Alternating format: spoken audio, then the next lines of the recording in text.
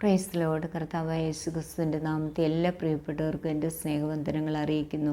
ലൂക്കോസിൻ്റെ സുവിശേഷം 18-ാം അധ്യായത്തിൽ നിന്ന് മടുത്തു പോകാതെ എപ്പോഴും പ്രാർത്ഥിക്കുക. നമ്മുടെ കർത്താവ് നീതിയുള്ള ന്യായാധിപതിയാകുന്നു. നാം ചില വിഷയങ്ങൾക്ക് വേണ്ടി ചില നാളുകൾ പ്രാർത്ഥിക്കുമ്പോൾ അതിനൊരു വിടുതലോ മറുപടിയോ വേണ്ട രീതി നമുക്ക് ലഭിക്കാതെ ഇരിക്കുമ്പോൾ നാം ഭാരപ്പെട്ടു പോകുന്നു. ആ സമയം സാത്താൻ നമ്മളുമായി ബന്ധമുള്ളവരെ തന്നെ നമുക്ക് വിരോധമായിട്ട് നമ്മളെ നിന്ദിക്കാനും പരിഹസിക്കാനും ഒക്കെ ഉപയോഗിക്കുന്നു. ശത്രുവിൻ്റെ ഉദ്ദേശം ഇത്രയേ ഉള്ളൂ: നാം നിരാശപ്പെട്ട് ദൈവസന്നിധിയിൽ നകന്ന്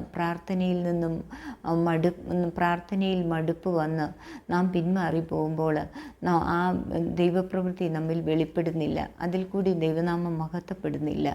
പ്രിയപ്പെട്ട സഹോദരങ്ങളെ, ദൈവം തന്നോട് രാപകൽ നിലവിളിക്കുന്ന തൻ്റെ വിധന്മാർക്ക് വേണ്ടി വേഗത്തിൽ പ്രതിജ്ഞ നടത്തി ദൈവം രക്ഷിക്കുന്ന ദൈവമാണ്. അതുകൊണ്ട് നമ്മുടെ പ്രാർത്ഥന വിഷയങ്ങൾ അല്പം താമസിച്ചെന്ന് പറഞ്ഞാലും നമ്മൾ ഭാരപ്പെട്ടു പോകണ്ട.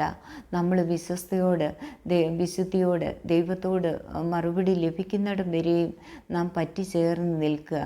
ദൈവം വേഗത്തിൽ പ്രതിജ്ഞ ചെയ്ത് നമ്മളെ രക്ഷിക്കാൻ സർവശക്തനായ ദൈവമാണ്.